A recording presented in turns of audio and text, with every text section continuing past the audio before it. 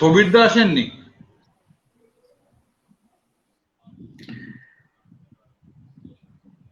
সবাইকে নমস্কার এবং দুর্গাপূজার পরে আমাদের এই প্রথম অধিবেশনে সবাইকে শারদ শুভেচ্ছা। আজকের আলোচনা একটি বিশিষ্ট বিষয় নিয়ে হচ্ছে, সামনে কালী পুজো এবং দিওয়ালি। আমরা এখনো কোভিড সমস্যার মধ্যে রয়েছি এবং দিওয়ালি এবং তার সাথে যে পরিবেশ, এই নিয়ে একটি বিশেষ আশঙ্কার কথা ডাক্তাররা বলছেন। আজকের আমাদের আলোচনার প্যানেলে 3 জন বিশিষ্ট চিকিৎসাবিদ আছেন, আরো একজনের জয়েন করার কথা, এবং একজন শিক্ষাবিদ আছেন।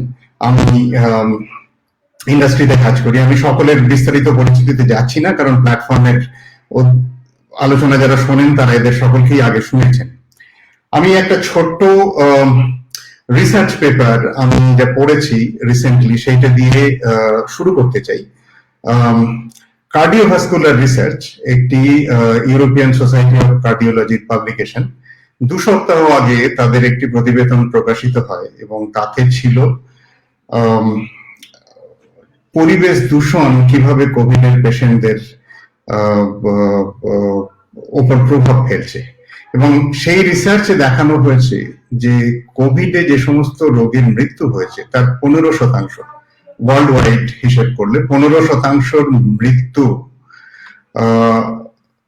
কারণ পরিবেশ দূষণ সমস্যা। তার আগের থেকেই পরিবেশ দূষণ সংক্রান্ত সমস্যায় ভুগছিলেন এবং কোভিডে আক্রান্ত হওয়ার পরে তাদের মৃত্যু ঘটে।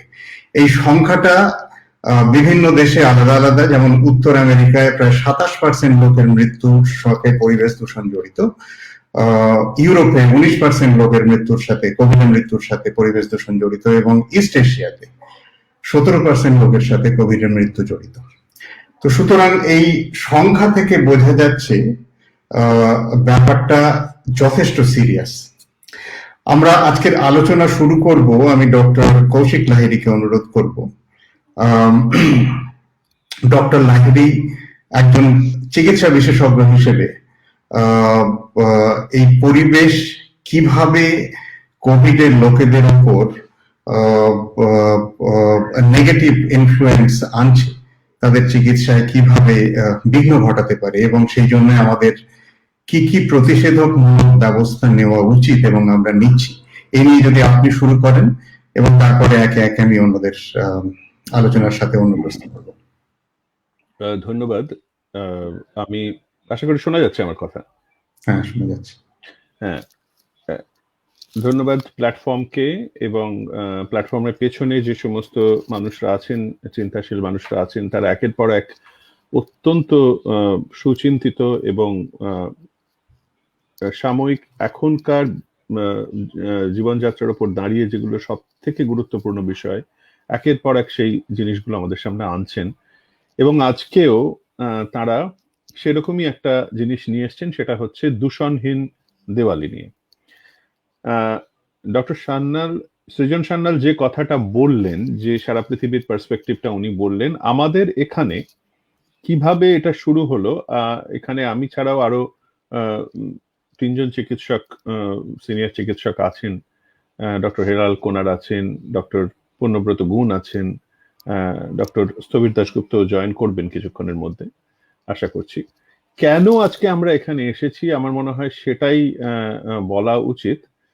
আমি একটু যদি শেয়ার স্ক্রিন করি, এটার মানে প্রেক্ষিতটা যদি তুলে ধরি, খুব যে গুছিয়ে করার সময় পেয়েছি তা নয়, তবুও কিভাবে শুরু হলো এই পুরো ব্যাপারটা, এবং এটা একটা সত্যি খুব বড় আন্দোলনে তৈরি হয়ে গেল কি করে, সেটা যদি আমরা বলি।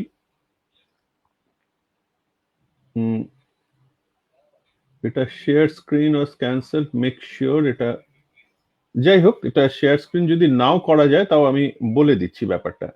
সেটা হচ্ছে যে গত অক্টোবরের 29 তারিখে একটা ফেসবুক পোস্ট থেকে এটা শুরু, এবং সেই ফেসবুক পোস্টে যেটা আমরা আবেদন করেছিলাম সেটাই আজকের এই যে আজকের ওয়েবিনারের মূল কথা। সেখানে বলা হয়েছিল যে দীপাবলি এবার দূষণহীন হোক, করজোড়ে একটি সবিনয় নিবেদন। এবার দুর্গাপুজোর দিনগুলি অন্যরকম ভাবে স্মরণীয় হয়ে থাকলো, যারা আমাদের আকুল আবেদনে, আমরা বলতে গেলে আমাদের ডক্টরস ফোরাম এবং জয়েন্ট প্ল্যাটফর্ম অফ ডক্টরস, যাদের পক্ষ থেকে আমরা এখানে এসেছি, আবেদনে সাড়া দিয়ে ভিড় এড়িয়ে মুখোশ মুখে স্বাস্থ্যবিধি মেনে পরিবারের সকলে মিলে নিরাপদে এবং সচেতনভাবে উৎসবের দিনগুলি উপভোগ করেছেন, আনন্দ করেছেন, তাদের সকলকে দুহাত তুলে অভিনন্দন জানাই। শুধু নমস্কার নয়, আপনাদের অভিবাদন প্রাপ্য। আপনাদের সচেতনতা, সহমর্মিতার জন্য অনেক সহনাগরিক সুরক্ষিত রইলেন বলে আমাদের বিশ্বাস।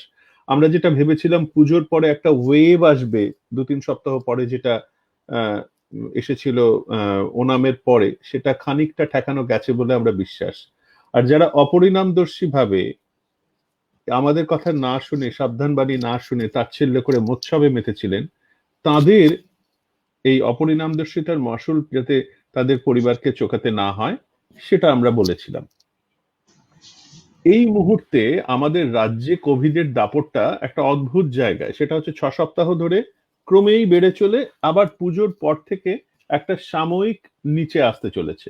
কিন্তু সব মনে রাখতে হবে, আমাদের রাজ্যে কিন্তু এই মুহূর্তে প্রায় 36,000 থেকে 38,000 মানুষ অ্যাক্টিভলি কোভিডের শিকার হয়ে আছেন, প্রায় 3,18,000 মানুষ সুস্থ হয়ে উঠেছেন। আমরা জানি যারা কোভিডের শিকার হন, এটার মধ্যে কোনো মানে রকেট সায়েন্স নেই, তাদের মধ্যে বেশিরভাগ মানুষ সমস্যাটা বাসা বাঁধে ফুসফুসে, তাদের শ্বাস নিতে কষ্ট হয়। যারা করোনা থেকে নিষ্কৃতি পেয়ে সুস্থ হয়ে ওঠেন, তাদের সুস্থ হয়ে উঠতে অনেক স্বাভাবিক সময় লাগে। সামনে শীত আসছে, এই সময়টায় গোদের ওপর বিস্ফোরণ যেটা হতে চলেছে সেটা হচ্ছে এই দিওয়ালি, কালী পুজো, ছট, নানা রকমের উৎসব, সেগুলো। আমরা এই পরিস্থিতিতে অনুরোধ করেছিলাম পটকা, আতশবাজি থেকে নির্গত হওয়া যে বিষাক্ত গ্যাস, সেটা বাড়িতে বা কোয়ারেন্টিনে বা হাসপাতালে থাকা রোগীদের জন্য খুব মারাত্মক। এমনকি যারা সুস্থ হয়ে বাড়ি ফিরেছেন তাদেরও নিঃশ্বাসের দরকার। এই বিপদ থেকে ঝুঁকি হৃৎপিণ্ড ফুসফুসের রোগীর, বয়স্ক শিশুদের বেশি।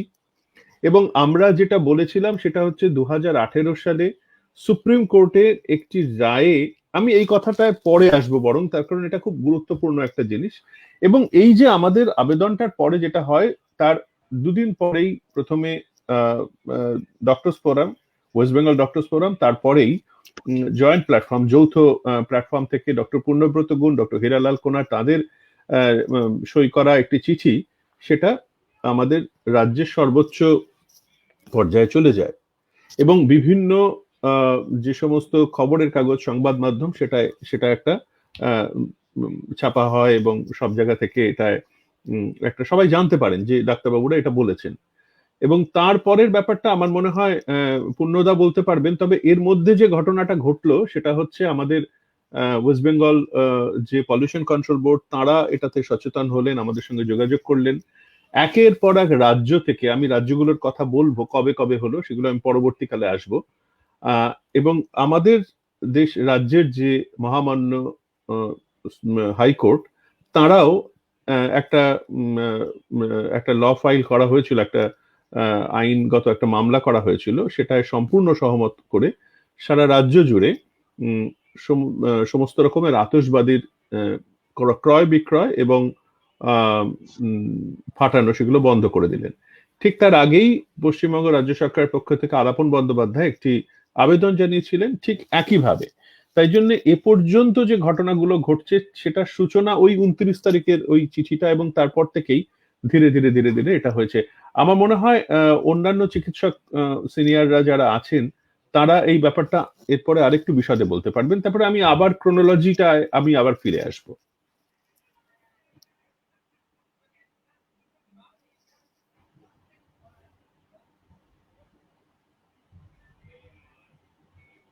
না, আপনার কথা শোনা যাচ্ছে না কিন্তু।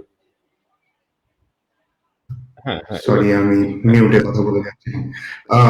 ডক্টর লাহিড়ী, ধন্যবাদ। এবং আপনাদের এখানে আপনারা 3 জন যারা রয়েছেন এবং যারা এই উদ্যোগ নিয়েছেন জনস্বাস্থ্যের কথা মাথায় রেখে, এবং সুখের কথা আমাদের রাজ্যের প্রশাসন এবং কোর্ট, তারা সহযোগিতার হাত নিয়ে হারিয়ে এই এসেছেন এর মধ্যে। আমি ডক্টর গুলের কাছে যাবো এরপরে। এর যেমন একটা দিক সরকারি নির্দেশ, কোর্টের নির্দেশ, একটা এসেনশিয়াল প্রিকন্ডিশন, কিন্তু এইটা সত্যি সত্যি পালিত হবে কি হবে না তার সেটা বিরাটভাবে নির্ভর করছে জনচেতনার উপরে। আমাদের যে ডাক্তারি সংস্থাগুলো রয়েছে আমাদের রাজ্যে, তার বেশ কিছুর সাথে আপনারা নিজেরা যুক্ত, সেই সংস্থার তরফ থেকে এই গণচেতনা তৈরি করার জন্য কি ব্যবস্থা নেওয়া হচ্ছে বা কি চেষ্টা করা হচ্ছে সেই সম্পর্কে যদি কিছু বলেন।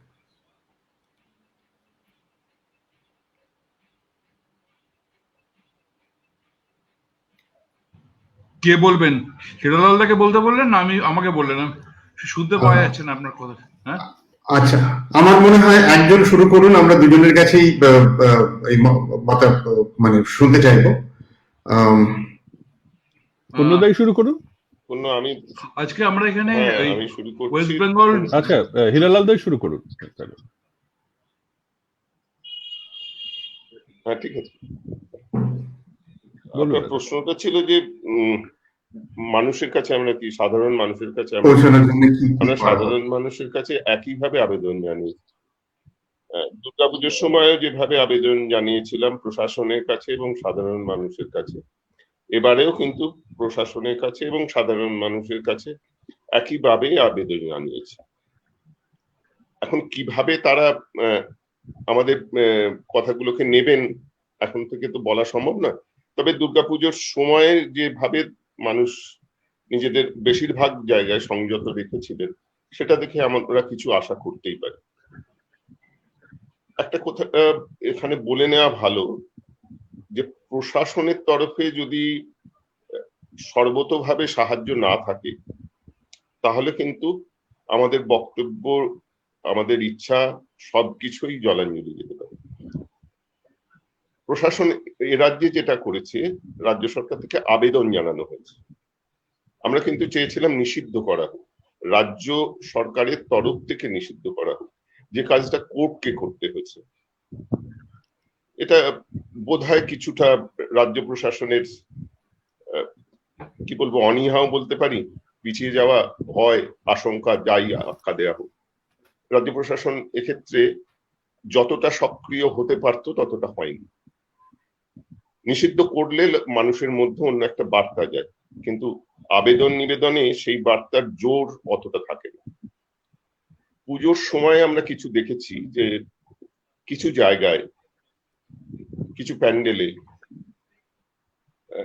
সেখানে পুজোর যারা আয়োজক, বলতে দ্বিধা নেই, তারা কিছু দলের নেতা বা বলা চলে মন্ত্রীও কয়েকজন আছেন, তারা অনেক ক্ষেত্রেই এই যে কোর্ট যখন আদেশটা দিল সেটার বিষয়ে দুঃখ প্রকাশ করেছিলেন, যে মানুষকে এরকম ভাবে আনন্দ থেকে বঞ্চিত করা হচ্ছে ইত্যাদি ইত্যাদি কথা আমাদের বিভিন্ন চ্যানেলে আমরা দেখতে পেয়েছি। সেগুলো খুবই দুঃখজনক আমাদের কাছে।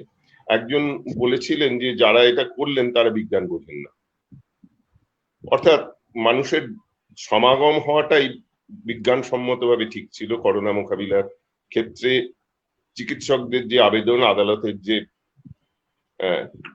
প্রতিক্রিয়া, আদালতের যে আদেশ, সেগুলো নাকি অবৈজ্ঞানিক ছিল। জানি না তিনি কত বড় বৈজ্ঞানিক, তিনি বিজ্ঞানের ছাত্র নন এটা আমরা জানি। যাই হোক, আমাদের ভয়টা ওইখানেই, কিন্তু আমরা আশা করব তবুও মানুষের কাছে, যেহেতু ব্যাপক মানুষের কাছে এই প্রচারটা পৌঁছে গেছে, শুধু আমাদের উদ্যোগে নয়, বিভিন্ন সংগঠন, বিভিন্ন নিউজ মিডিয়া আমাদের সাহায্য করেছেন, চিকিৎসকদের আবেদনের কথা পৌঁছে দিয়েছেন মানুষের কাছে। সুতরাং আমরা একটা আশা করতে পারি মানুষ কিছু বুঝবে, এবং আবার আমরা আশা করব প্রশাসনের তরফ থেকে সক্রিয় ভূমিকা থাকবে, এবং যেটা অন্যবারে দেখা যায় যে একটু অবহেলা, একটু গা ঢিলে ভাব, দু একদিন করছে, কয়েক ঘন্টা করছে, কি আর হবে, এই ব্যাপারটা কিন্তু যেন না হয়, এটাই আশা করব। এই ব্যাপারটা যদি ওই কয়েক ঘন্টারও হয়, সেই পাড়া, সেই অঞ্চলটা কিন্তু দূষিত থাকবে বেশ কয়েকদিন, এই কথাটা যেন মাথায় রাখতে হবে। এবং এই কথাটা বারবার বলা দরকার যে একদিন 2 ঘন্টায় কিন্তু এই দূষণটা থেমে থাকবে না, তার প্রতিক্রিয়া মানে সেই দূষণ ক্রিয়াশীল থাকবে অনেক বেশ কিছুদিন, এবং মানুষের ক্ষতিটা যখন হবে, বিশেষ করে করোনা থেকে মুক্ত হয়ে যারা ফিরেছেন, যাদের ফুসফুসের, কৌশিক লাহিড়ী যেটা বলছিলেন যে মানুষের ফুসফুসে বা শ্বাসনালীতে যে ক্ষতিগুলো হয়ে গেছে, অর্থাৎ একটা কম্প্রোমাইজড অবস্থায় রয়েছেন, তাদের পক্ষে কিন্তু খুব মারাত্মক। এটা আমরা আমাদের প্রতিবেদনেও লিখেছি। আর নতুন করে যাদের শরীরে এই দূষণের প্রভাব পড়বে, যারা এখনো করোনা আক্রান্ত হননি, তাদের রোগ আক্রান্ত হওয়ার সম্ভাবনাটা কিন্তু বাড়বে, কারণ তাদের শ্বাসনালী বা ফুসফুসে এই দূষণের ফলে একটা ক্ষতি হবে। সেই ক্ষতির ফলে যে অবস্থায় থাকবেন, তাতে সংক্রমণের সম্ভাবনাটা বাড়বে। এই কথাগুলো আমরা বারবার বলছি, আবারও এটার মাধ্যমে বলার চেষ্টা করলাম। এরপর পূর্ণব্রত বলুন। আমরা দুর্গাপুজোর আগে জয়েন্ট প্ল্যাটফর্ম অফ ডক্টরস 6 তারিখে মুখ্যমন্ত্রীকে এবং মুখ্য সচিবকে চিঠি দিয়েছিল। 7 তারিখ চিঠি দিয়েছিল ওয়েস্ট বেঙ্গল ডক্টরস ফোরাম। এবারে কালী পুজোর সময় উল্টো হয়েছে, একদিন আগে ওয়েস্ট বেঙ্গল ডক্টরস ফোরাম চিঠি দিয়েছে, জয়েন্ট প্ল্যাটফর্ম অফ ডক্টরস চিঠি দিয়েছে তার পরের দিন।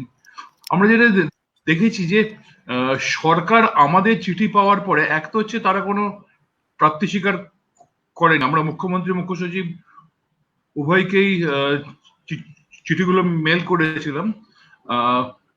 প্রাপ্তি স্বীকার না করে তার 2-3 দিন পরে এই দুর্গাপুজোর ক্ষেত্রে যেটা হলো, মুখ্যমন্ত্রী ইন্ডোর স্টেডিয়ামে, নেতাজি ইন্ডোর স্টেডিয়ামে পুজো কমিটিগুলোকে নিয়ে মিটিং করলেন। সেই মিটিং এ কতগুলো কিভাবে পুজো পালন করা উচিত সেটারই কিছু নির্দেশিকা দিলেন, কিন্তু সেই নির্দেশিকাকে কার্যকর করার জন্য যে প্রশাসনিক ব্যবস্থাগুলো কি কি হবে তার কোনো উল্লেখ রইল না। এবারও আলাপন বন্দ্যোপাধ্যায় অ্যাপিল করলেন যে পুজোতে যেন বাজি ফাটানো না হয়, কিন্তু তিনি নিষিদ্ধ করলেন না। আলটিমেটলি আদালতের দরজায় গিয়ে আবেদন নিবেদন করতে হলো, এবং দুটো ক্ষেত্রেই আদালত ভালো ভূমিকা নিয়েছেন। আর আমাদের যারা আমাদেরকে দুবারই সাহায্য করেছেন এবং করে যাচ্ছেন, তারা কিন্তু মিডিয়ার লোকজন। মিডিয়ার লোকজন যদি আমাদের কথাগুলো প্রচার না করতেন, তাহলে কিন্তু আমরা এত বেশি সংখ্যক মানুষের কাছে পৌঁছতে পারতাম না। স্টেটের মিডিয়া এবং ন্যাশনাল মিডিয়া উভয়ই কিন্তু আমাদের অ্যাপিল করে মানুষের কাছে পৌঁছে দিচ্ছে। আমি আশাবাদী এবার দুর্গাপূজায় আপনি যদি বলেন যে সব জায়গায় কি আমাদের অ্যাপিল মেনে দুর্গাপূজা হয়েছে, সব জায়গায় হয়তো হয়নি, কিন্তু অনেক জায়গাতে আমাদের অ্যাপিল মেনে দুর্গাপুজোর মণ্ডপ খালি থেকেছে। আজকে যে আমরা দেখতে পাচ্ছি যে করোনা সংখ্যার নিম্নগতি, তার একটা কারণ হয়তো এই পুজোর প্যান্ডেলে ভিড় না হওয়া। আরো কিছু কারণও আছে, সেটা হচ্ছে যে যথেষ্ট সংখ্যায় পরীক্ষা হচ্ছে না।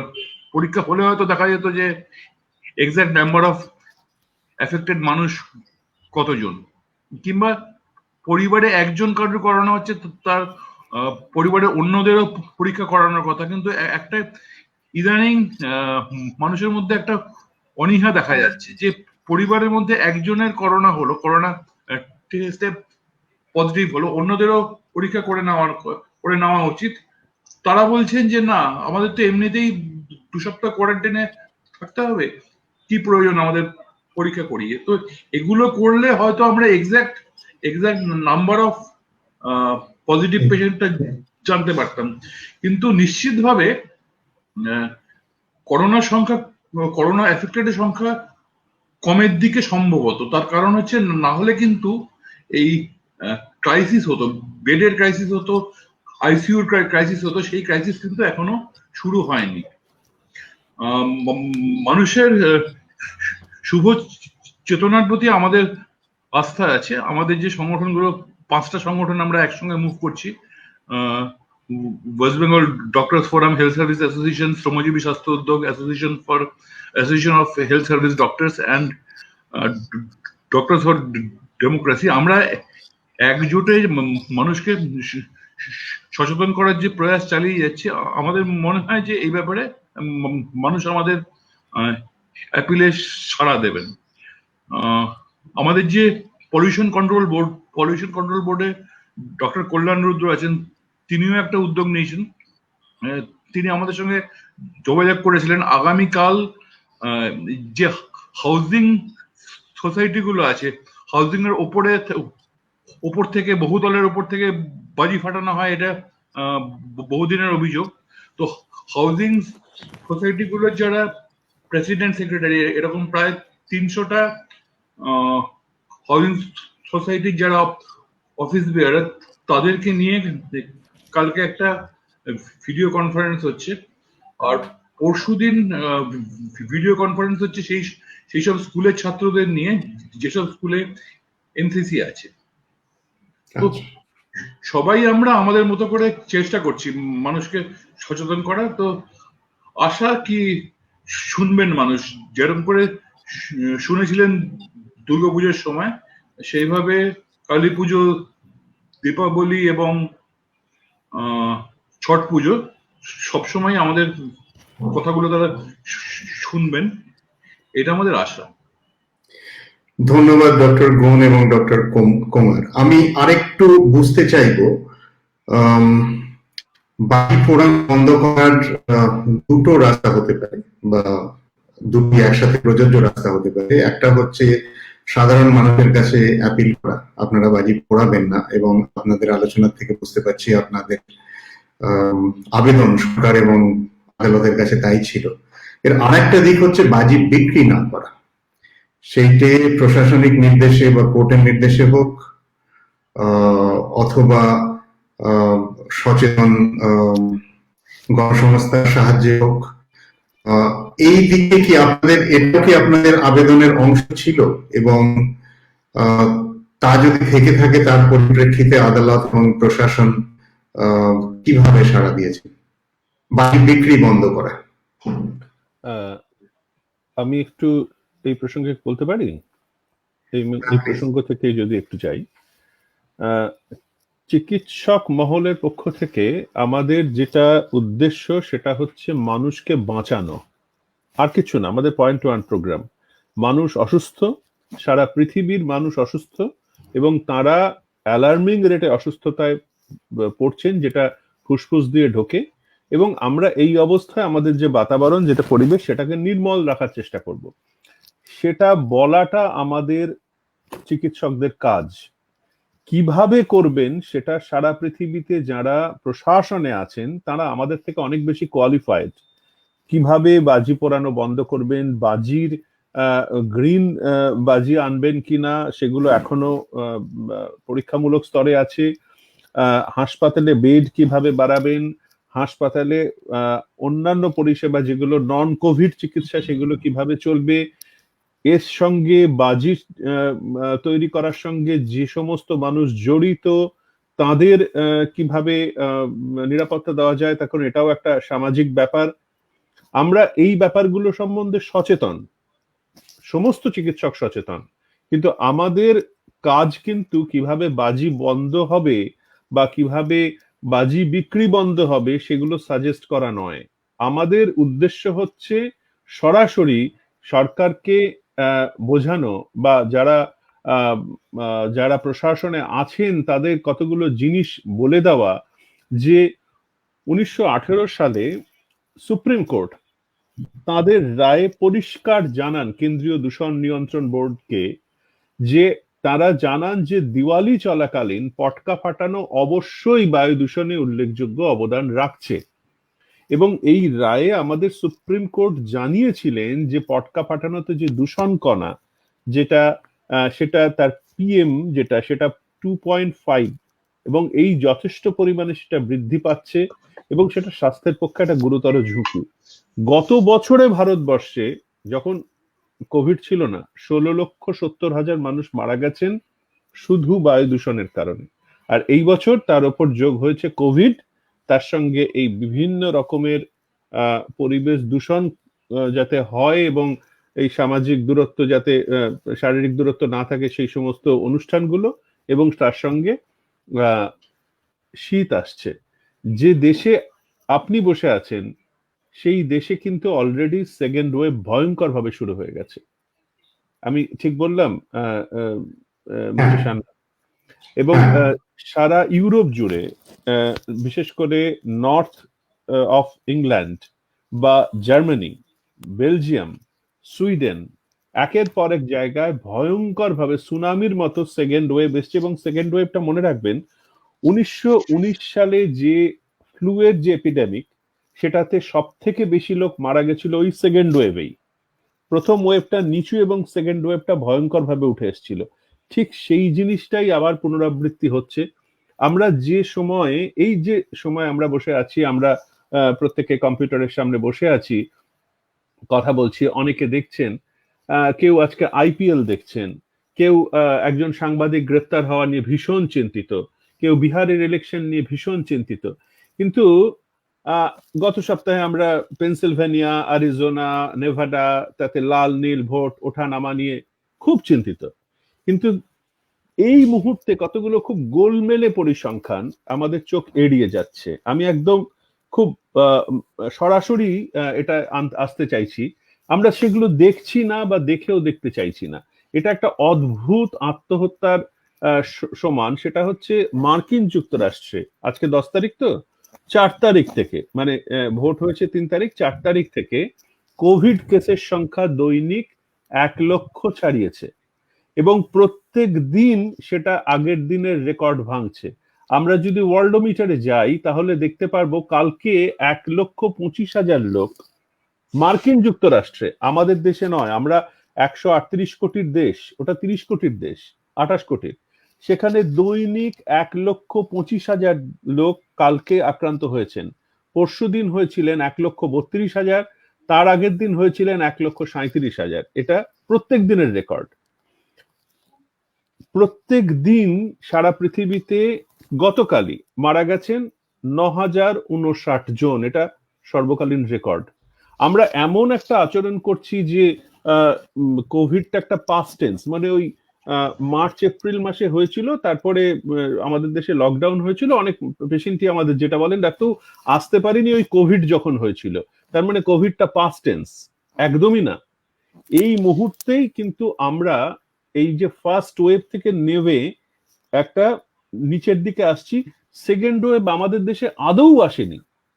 এবং সেই জন্যেই চিকিৎসকরা যেটা বলছেন, বারবার করে বলছেন, অনেকেই আমাদের উপর বিরক্ত হচ্ছেন, রেগে যাচ্ছেন, কিন্তু আমরা আজকের জন্য বলছি না, আমরা আজ থেকে 2 মাসের পরে যাতে আপনি বেঁচে থাকেন, সুস্থ থাকেন, তার জন্য বলছি।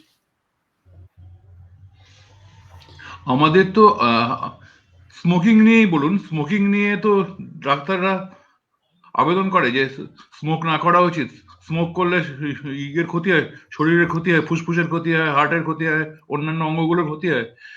কিন্তু আবার যদি দেখেন সিগারেট বিড়ি তৈরির যে শিল্প, তার সঙ্গে তো মানুষের জীবিকার সম্পর্ক আছে, কিংবা মদ তৈরির সঙ্গে তো মানুষের জীবিকার সম্পর্ক আছে, অথচ মদ খেলে শরীরে ক্ষতি হয়। তো চিকিৎসক হিসেবে আমাদের এটা কর্তব্য যে কি কি জিনিস করলে মানুষের শরীরে ক্ষতি হতে পারে যদি সেগুলো অ্যাভয়েডেবল হয়।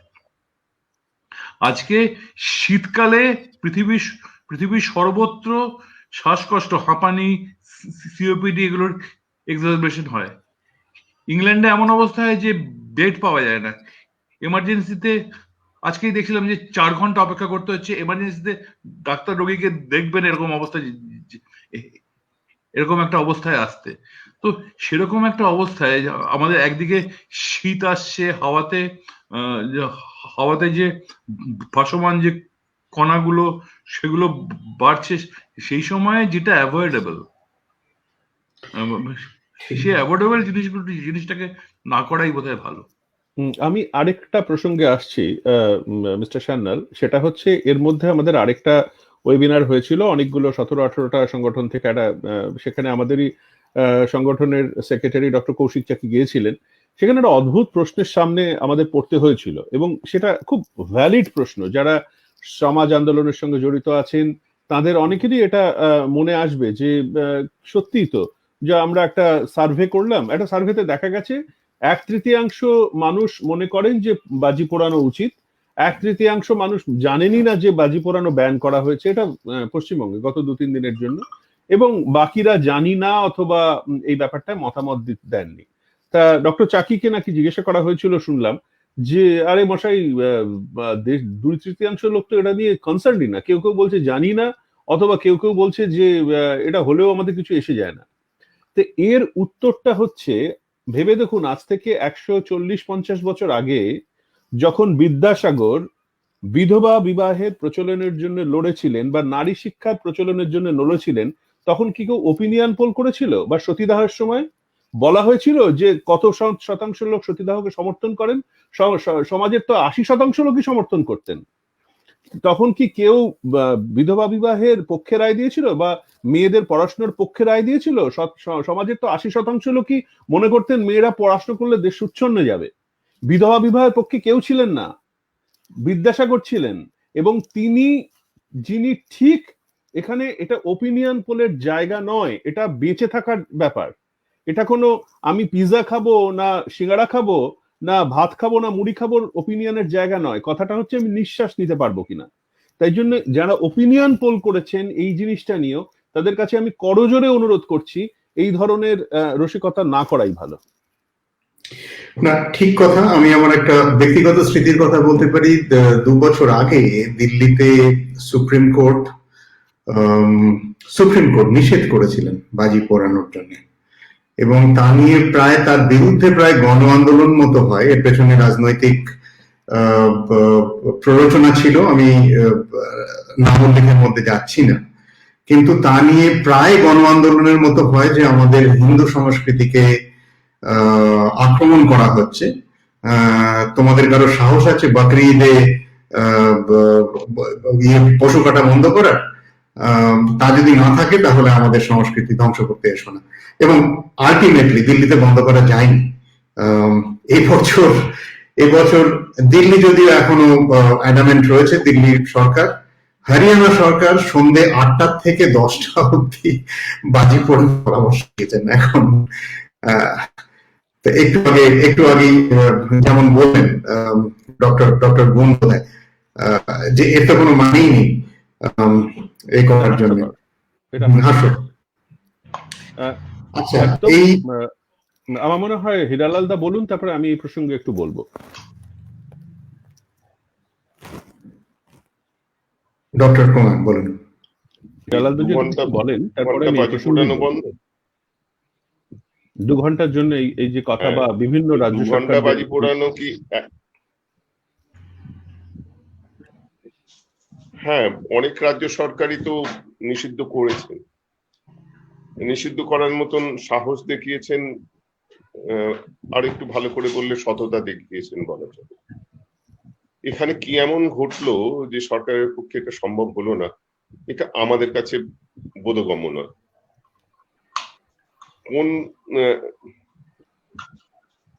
কোন অঙ্ক থেকে কিছু লোক কিছু বাজি তৈরি করেন যারা, তাদের একটা সংগঠন, তারা দাবি করে বসলেন তাদের রুটি রুজির কি হবে, এবং তাই নিয়ে কিছু রাজনৈতিক প্ররোচনায় একটা বড় সভা হয়ে গেল। তারা বিক্ষোভ দেখাবেন ঠিক করছেন। এই রাজনৈতিক খেলাগুলো আমাদের কাছে খুব আতঙ্কের, কারণ কৌশিক রায় যেটা বলছিলেন যে আমাদের লক্ষ্য তো মানুষকে বাঁচানো, সেই লক্ষ্যেই আমাদের অন্য কোনো উদ্দেশ্য নেই, আমাদের কোনো রাজনৈতিক উচ্চাকাঙ্ক্ষা নেই। আমাদের একটাই আকাঙ্ক্ষা যে এই দেশের মানুষ, এই রাজ্যের মানুষ মুক্ত বাতাসে বাঁচুক। তো এই মুক্ত বাতাসকে মুক্ত বাতাস যারা চাইছেন না, মুক্ত বাতাসকে যারা কলুষিত করতে চাইছেন বা কলুষিত করার প্রক্রিয়ায় সামিল হতে চাইছেন, তাদেরকে কোনো রাজনৈতিক সমর্থন দেওয়া, প্রশাসনের থেকে তাকে কিছুটা প্রশ্রয় দেওয়া, এটা তো মানুষ খুন করার সামিল। মানুষের যত রকম অসুবিধা হওয়া সেই জায়গায় পৌঁছে দেওয়ার সামিল। এটা কেন, কোন অঙ্ক থেকে হচ্ছে, কোন রাজনৈতিক সমীকরণ থেকে হচ্ছে, আমাদের কাছে বোধগম্য নয়। আমরা আবার তাদের কাছেই আবেদন জানাবো, সমস্ত রাজনৈতিক দলের কাছে আবার আবেদন জানাবো যে এই খেলাটা আপনারা খেলবেন না। এরপরে আপনারা কি করবেন আপনাদের ব্যাপার, আপনাদের রাজনৈতিক শিক্ষার ব্যাপার। মানুষকে আপনারা কিভাবে দেখেন সে তার পরিচয় আপনারা দেবেন। যদি মানুষের কথা ভাবেন, মানুষের স্বাস্থ্যের কথা ভাবেন, জনস্বাস্থ্যের কথা ভাবেন, তাহলে অন্তত এগুলোকে কোনো প্রশ্রয় দেবেন না। যাদের কথা উঠছে যে এই লোকগুলো খাবে কি, তাদের খাবার ব্যবস্থা করার দায়িত্ব তো সরকারের। যদি সেরকম অবস্থা হয় যে তারা এটা ছাড়া আর তাদের কোনো জীবিকা নেই, তাহলে জীবিকার সন্ধান করে দেওয়ার দায়িত্বটাও সরকারের বা প্রশাসনের থাকে।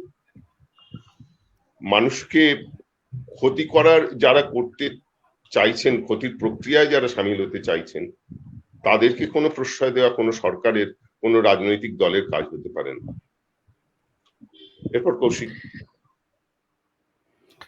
আমি যেভাবে দেখি সেটা হচ্ছে যে যারা এই যুক্তিটা দিচ্ছেন খুব মানব দরদি হয়েই তারা হয়তো বলছেন, তারা বিভিন্ন এনজিওর সঙ্গে যুক্ত আছেন, তারা যে খারাপ মানুষ তারা নন, অনেক শিক্ষিত মানুষ আছেন এর সঙ্গে, আমাদের বন্ধুরা আছেন। তারা বলছেন যে সত্যি গরিব খেটে খাওয়া মানুষগুলো যারা পটকা তৈরি করে বাঁচে, তাদেরও তো কিছু করতে হবে, তার জন্য তো পটকাটা রাখাই উচিত। এবং হয়তো পাঞ্জাব গভর্নমেন্ট, পাঞ্জাব গভর্নমেন্ট বলেছেন 2 ঘন্টার জন্য বাজি ফাটানো, মানে 2 ঘন্টার জন্য খুন জখম করা সেগুলো অ্যালাউড, তারপরে আবার বন্ধ করে দেওয়া হোক। এটা হয়তো সেই কম্পালশন থেকে এসছে। ঠিক এই পার্সপেক্টিভটা যদি আমরা নিয়ে আসি, মার্কিন যুক্তরাষ্ট্রে আমরা জানি যে অস্ত্র আইন আছে এবং প্রত্যেকেই অস্ত্র রাখতে পারেন, আমরা জানি সেটা। তার একটা কারণ, অনেকগুলো আমি মানে যেগুলো ঐতিহাসিক কারণ বা সামাজিক কারণে যাচ্ছি না, একটা খুব বেসিক অর্থনৈতিক কারণ আছে যার সঙ্গে রাজনীতি যুক্ত। সেটা হচ্ছে অস্ত্র ব্যবসায়ী যারা, তাদের যে লবি, তারা অত্যন্ত পাওয়ারফুল এবং তারা কোনোদিনই চান না যে এই অস্ত্র আইন উঠে যাক এবং সারা মার্কিন যুক্তরাষ্ট্রে শান্তি বজায় আসুক এবং ওই অস্ত্রের ব্যাপারগুলো পাস্ট টেন্স হয়ে যাক, তারা চান না। এবং তাই জন্য এই অস্ত্র রাখাটা বাধ্যতামূলক। এটা রিপাবলিকান, ডেমোক্রেট, এটা কেউ ছুঁয়েও দেখে না ভয় এই ব্যাপারটাকে। ঠিক একই রকম ভাবে সারা পৃথিবীতে বিভিন্ন জায়গায় যে যুদ্ধকে বাঁচিয়ে রাখা হয়, সেটার কারণ হচ্ছে এই অস্ত্র ব্যবসায়ীরা, তারা অনেক বড় মাপের অস্ত্র ব্যবসায়ী, এবং সেই বড় অস্ত্র ব্যবসায়ীদের বাঁচিয়ে রাখার জন্য সারা পৃথিবীতে যুদ্ধ বাঁচিয়ে রাখতে হয়। মাঝারি মাপের শুধু মার্কিনী অস্ত্র ব্যবসায়ীদের বাঁচিয়ে রাখার জন্য মার্কিন যুক্তরাষ্ট্রে অস্ত্র আইন রাখতে হয়। এবং আমাদের এখানে যারা খুব গরিব মানুষ, তাদের বাঁচিয়ে রাখার জন্য, যারা বংশানুক্রমে বাজি ফাটান, এবং এই বছর আমরা প্রত্যেক বছরই কোভিড আসার আগেও সুপ্রিম কোর্ট রায় দিয়েছিলেন যে একেবারেই বন্ধ হওয়া উচিত, এটা কোনো সভ্য সমাজে থাকা উচিত না এরকম ভাবে রাত 2টো অবধি বাজি ফাটছে। এটা এই বছর আমরা আরো বেশি ভাবে সচেতন হয়েছি, কিন্তু তাও কেউ কেউ বলছেন যে থাকা উচিত, তার কারণ ওই যে অস্ত্র ব্যবসায়ীরা, ওই বাজি ব্যবসায়ীরা, তাদের বাঁচতে হবে। আমি খুব দুঃখিত এরকম একটা ভয়ঙ্কর তুলনা আনলাম, কিন্তু ব্যাপারটা কিন্তু এই অ-ক-খ থেকেই এরকম উপন্যাসে পৌঁছয়। এবার আমি আসছি যে রাজ্যগুলি এই ব্যাপারগুলোতে সাড়া দিয়েছেন, তাদের কথাটা বলা উচিত। প্রথম সাড়া দেন হচ্ছে রাজস্থান সরকার, তাদের আমাদের স্যালুট। এবং চিফ মিনিস্টার রাশেদ গেহলট, আমি এই অংশটা পড়ছি সংবাদপত্র থেকে, tweeted on Monday his government has taken the decision to ban the sale and bursting of firecrackers to protect the health of COVID-19 patients, as well as to protect the public from poisonous smoke emanating from the firecrackers. The state government has also announced a penalty of 2,000 to anyone violating the order. Rajasthan, তারপর Odisha, a day after Rajasthan, এটা গত সোমবার, তারপরে মঙ্গলবার Odisha government announced a ban on the sale of bursting firecracker, for sale and bursting দুটোই, November 10 তারিখ থেকে, মানে আজকে থেকে। In an order, Odisha Chief Secretary A.K. Tripathi জানিয়েছেন যে any person found violating the order shall be punished under the provision of Disaster Management Act. মনে রাখবেন, ডিজাস্টার ম্যানেজমেন্ট অ্যাক্টের একটা সেই সাহেবী আমলের পরেও 2005 সালে সেটা আবার রিফর্ম করা হয়েছে। সেটা দিয়ে কিন্তু অনেক কিছু করা যায়, ভালো ভালো জিনিস করা যায়। সরকার চাইলে করতে পারেন, দেখিয়ে দিলেন রাজস্থান সরকার, ওড়িশা সরকার, সিকিম ছোট্ট রাজ্য আমাদের পাশেই। তারপরে তারা জানান গত বুধবার the Sikkim government announced a blanket ban on fire crackers. ভাবতে পারছেন, পাহাড় জুড়ে বাজি ফাটতো আগে, এবং the number of cases has been on the decline. ওদের ওখানে ডিক্লাইন হচ্ছে, but it was felt the use of fire cracker again can increase their pollution and that can be hazardous to the COVID-19 patients.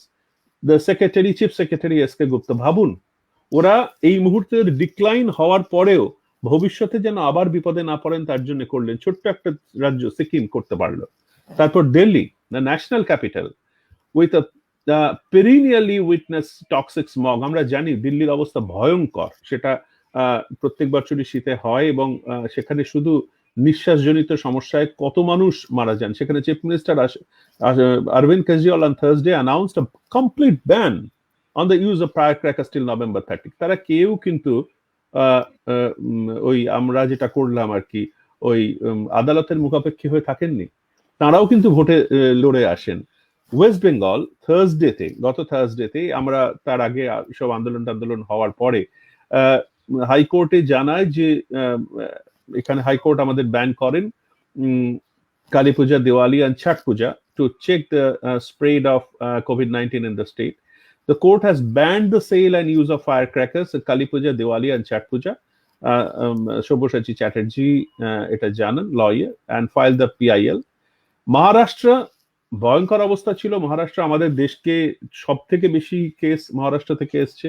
গত শুক্রবার Maharashtra ban করে, এবং বৃহন Mumbai municipal corporation তারা Thursday announce করে bursting sell সমস্ত বন্ধ, এবং 6 তারিখে কর্ণাটকা তারা এ পর্যন্ত এছাড়া হরিয়ানা এবং মধ্যপ্রদেশও এই সপ্তাহের মধ্যে, মানে দিওয়ালির আগেই তারা ব্যান করতে চলেছে। তা এইটা একটা ঐতিহাসিক আন্দোলন, এটা কিন্তু মেনে নিতেই হবে যে শুধুমাত্র কয়েকজন চিকিৎসক বলেছেন বলেই হয়নি। এটা চিকিৎসকরা, তার সঙ্গে বিভিন্ন যারা সমাজ সংস্কারমূলক আন্দোলনের সঙ্গে যুক্ত আছেন, তারা অবশ্যই বিভিন্ন রাজ্যের রাজ্য সরকার, তাদের মধ্যে যারা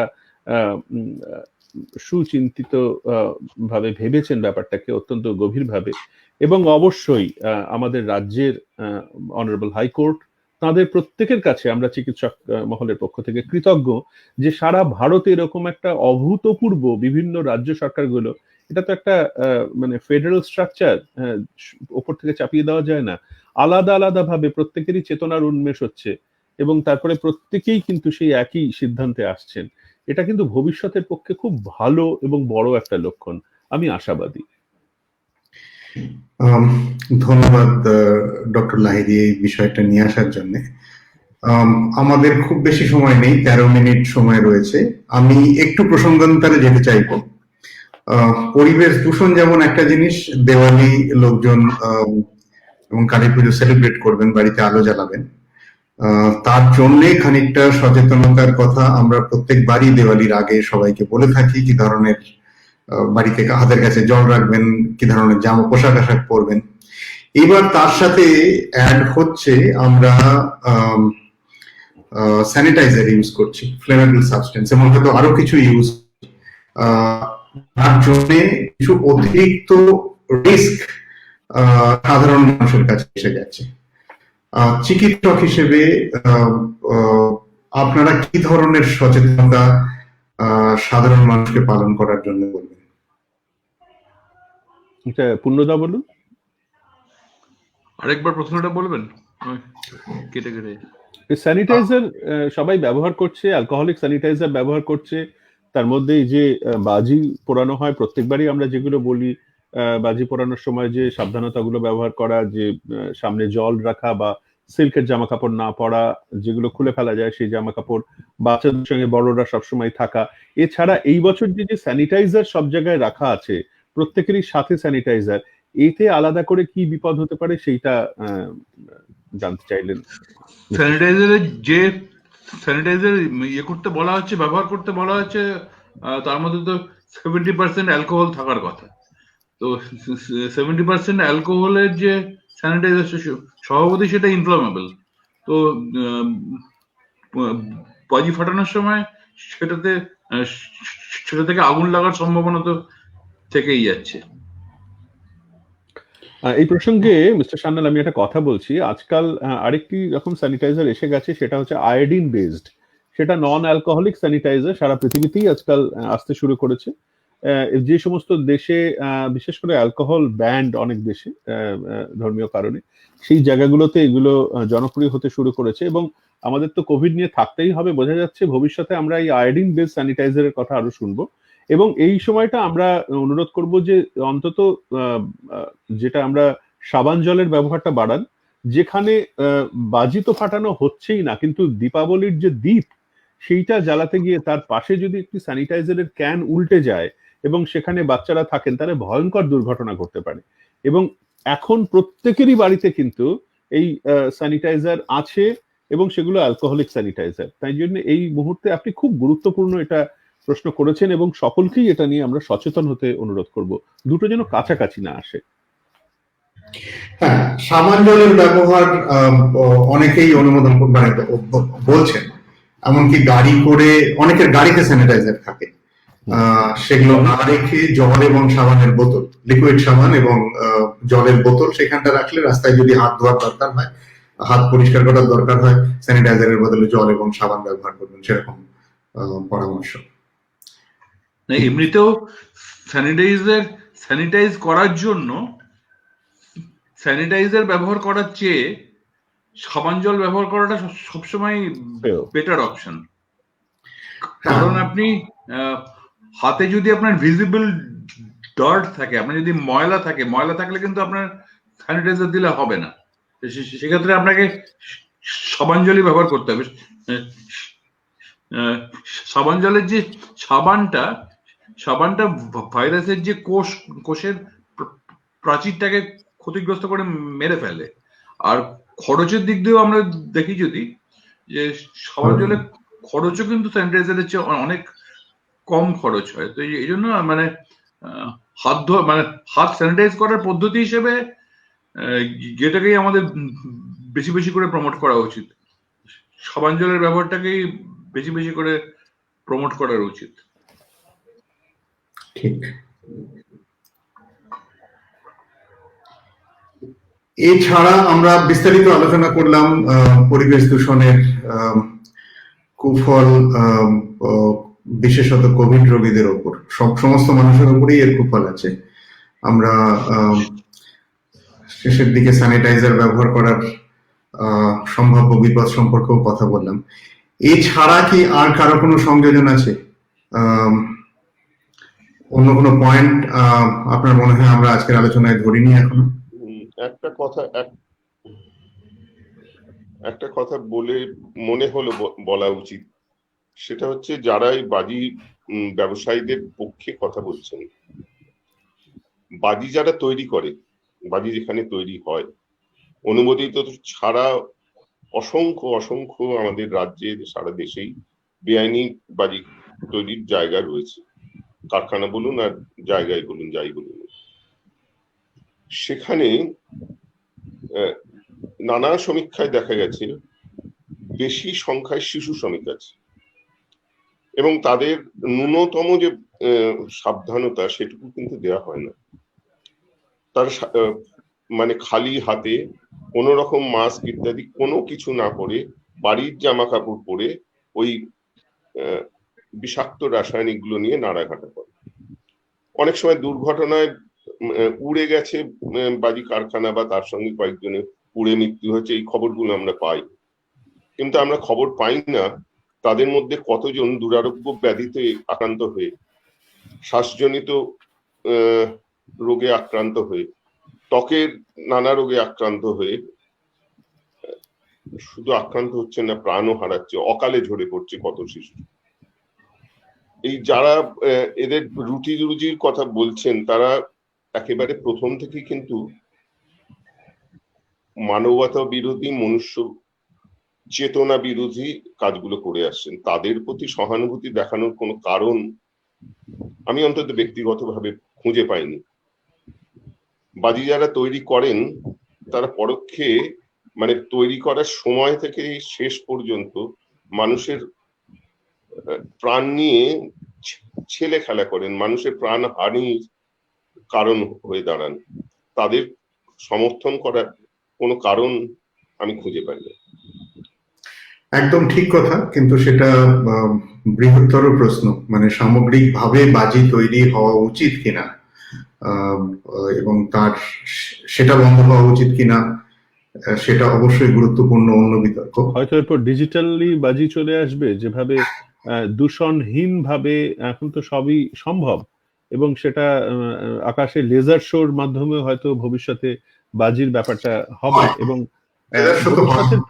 ভবিষ্যতের পৃথিবী আমরা জানি যে এই জিনিসকে সহ্য করবে না, যেটা পরিবেশকে দূষিত করে কোনোভাবে, সেটা আমাদের জেনারেশনের পরে আমার মনে হয় না এই ধরনের অসভ্যতা, অমানবিকতা, মানুষকে, এটা তো গণহত্যার সামিল। এই যে যারা এই মহামারীর মধ্যেও বহু মানুষকে একত্রিত করছেন, আজকেও দাদারে দিল্লিতে সরোজিনী মার্কেটে বহু মানুষ জিনিসপত্র কিনছেন, লক্ষ লক্ষ মানুষের ভিড়, এইগুলো যারা অ্যালাউ করছেন, যারা বাজি এখনো ফাটানোর পক্ষে বলছেন, তারা কিন্তু না জেনে গণহত্যার অপরাধী হবেন। এটা সমস্ত রাজনৈতিক দলকেও আমরা বলেছি, হিরালাল দা, পূর্ণদা, তারা আমাদের এই এটা সহযোদ্ধা, তারাই বলেছেন সমস্ত রাজনৈতিক দলকে। এবং যারা এই বাজি ফাটানোর সঙ্গে আছেন, যারা বিভিন্ন হাই রাইজ বিল্ডিং এ, যারা তথাকথিত শিক্ষিত মানুষ, কালকে হাই রাইজ বিল্ডিং এর ওনারদের নিয়ে আমাদের পলিউশন কন্ট্রোল বোর্ডের চেয়ারম্যানের মিটিং আছে, এবং সেই জায়গাগুলোতেই তারা খুব অশিক্ষিত লোক না, তারা পুলিশ চোর পুলিশ খেলার মতো, পুলিশ যেই চলে গেল সাথে সাথে বাজি ফাটাতে শুরু করলেন, যেন ওই যে সেই হেলমেট, পুলিশ দেখলে আমরা হেলমেট পরি, হেলমেটটা পুলিশের জন্য দরকার নেই, হেলমেটটা আমার মাথার জন্য দরকার। সেই রকমই পুলিশ চলে গেলে বাজি ফাটালে আমার ছেলেটি বা মেয়েটি পুড়ে যেতে পারে না, এটা তার মাথায় আসছে না। এই ধরনের মানে মানসিকতা আমি জানি না, আমার মনে হয় না আমাদের পরের জেনারেশনে থাকবে, এবং তারা এই ধরনের মূর্খামির মধ্যে যাবেন। ঠিক কথা। আমি একটা কথা বলি, আপনাকে জিজ্ঞেস করতে যাচ্ছিলাম, হ্যাঁ বলুন প্লিজ। কেননা আজকের প্ল্যাটফর্মের মুখ্য আলোচনারই মেন জায়গাটা হচ্ছে আমরা চিকিৎসকদের কাছে শুনবো। তো শুনতে শুনতে আমি নাগরিক সমাজ থেকে, মানে সাধারণ ভুক্তভোগী মানুষ হিসেবে একটু বলি, আমি নিজে কোভিড আক্রান্ত, গৃহবন্দী।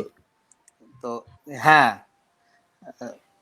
ইভেন আমার ফুল ফ্যামিলি তাই, আমার ওয়াইফ এবং ছেলে।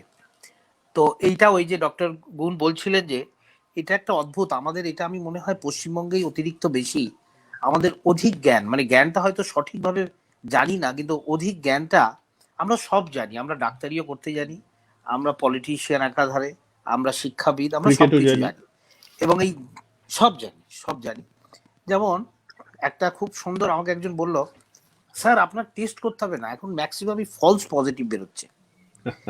আমি বললাম সেটা কি? বললো ফলস পজিটিভ বেরোবে।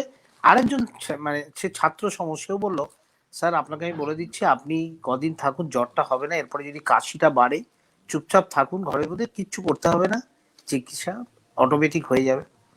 তো যাই হোক, আমি হয়তো তার কথা শুনলাম না, আমি নির্দিষ্ট সময়, হয়তো একদিন দেরি হয়েছে, কিন্তু টেস্ট করেছি, এবং আমার বাড়িদেরও একদম সঠিক সময় টেস্ট করে মেডিকেল সুপারভিশনে আছি, এবং ডাক্তার যা ওষুধ বা যাই সুস্থ আছেন তো, এখন সুস্থ আছেন তো? সুস্থ আছি।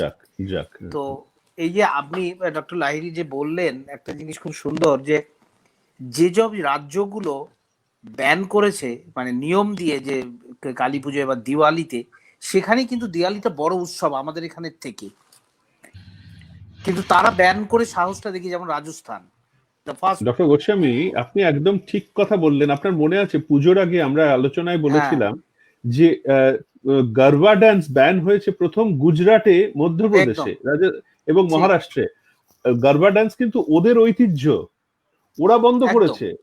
গণেশ চতুর্থী মহারাষ্ট্র ব্যান করতে পেরেছে, আমরা এত ডিলি ডালি করছিলাম। এবং সব থেকে ভয়ঙ্কর যেটা মিস্টার সান্যালও কথাটা বললেন, এবছর ওই যে হিন্দু মুসলমানের ব্যাপারটা চলে আসে, আমরা ভুলে যাচ্ছি স্মরণকালের মধ্যেই প্রথম হজ বন্ধ হয়েছে সৌদি আরবে, হজ হয়নি এবার।